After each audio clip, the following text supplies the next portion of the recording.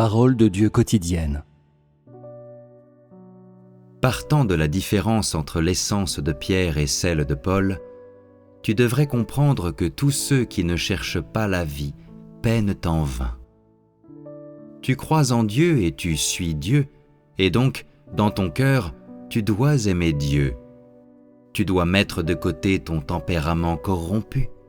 Tu dois chercher à satisfaire le désir de Dieu, et tu dois accomplir le devoir d'une créature de Dieu.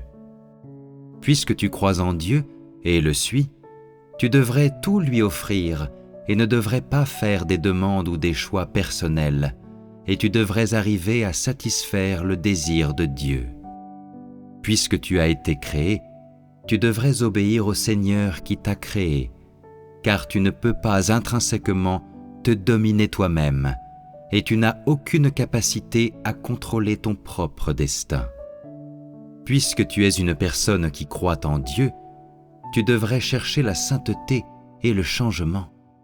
Puisque tu es une créature de Dieu, tu devrais adhérer à ton devoir et garder ta place, et tu ne dois pas outrepasser ton devoir. Ce n'est pas pour te contraindre ou t'étouffer par la doctrine, mais c'est plutôt le chemin par lequel tu peux accomplir ton devoir, et il peut être emprunté, devrait être emprunté, par tous ceux qui pratiquent la justice.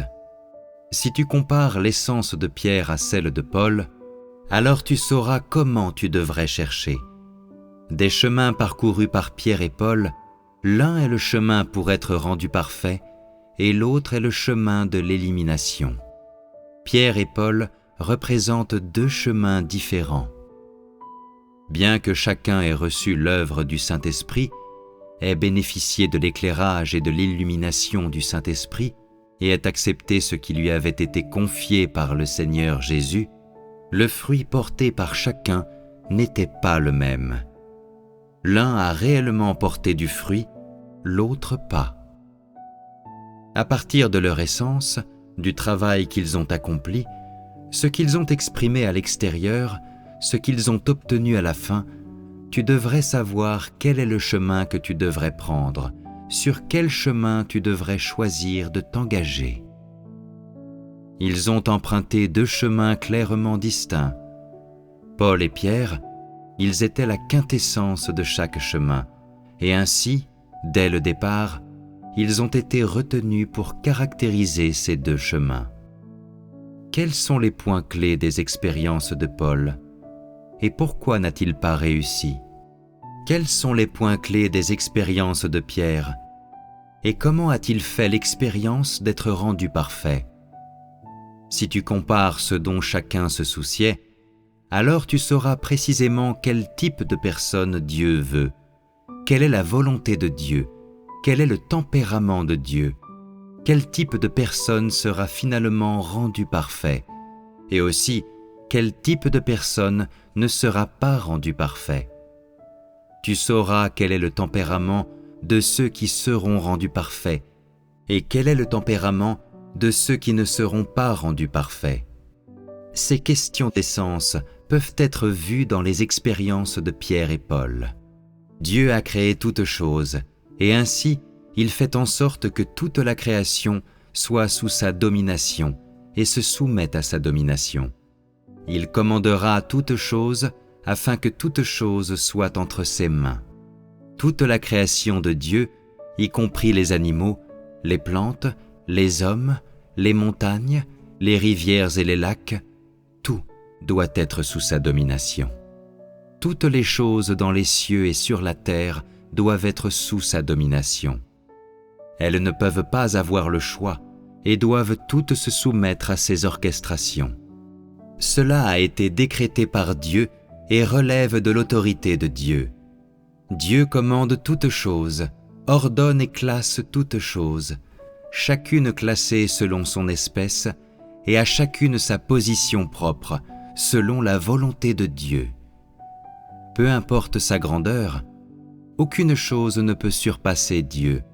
Toutes les choses sont au service de l'humanité créée par Dieu, et aucune chose n'ose désobéir à Dieu ou exiger quoi que ce soit de Dieu. Par conséquent, L'homme, en tant que créature de Dieu, doit également accomplir le devoir de l'homme.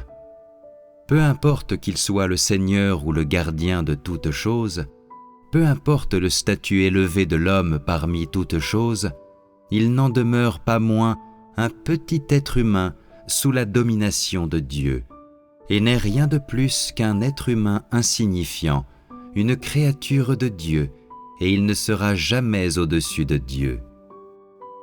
En tant que créature de Dieu, l'homme doit chercher à accomplir le devoir d'une créature de Dieu et chercher à aimer Dieu sans faire d'autre choix, car Dieu est digne de l'amour de l'homme. Ceux qui cherchent à aimer Dieu ne devraient pas chercher à obtenir un quelconque avantage personnel ou chercher à parvenir à leurs aspirations personnelles. C'est la meilleure façon de chercher. Si c'est la vérité que tu cherches, que tu mets en pratique, et si ce que tu obtiens, c'est un changement dans ton tempérament, alors le chemin que tu empruntes est le bon chemin.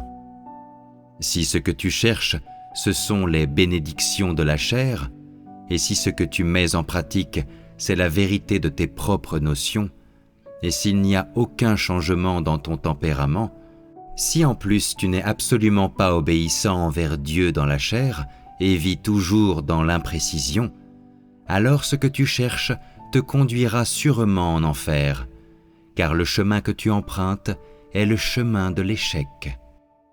Que tu sois rendu parfait ou éliminé dépend de ta propre quête, ce qui revient aussi à dire que le succès ou l'échec dépendent du chemin que l'homme emprunte.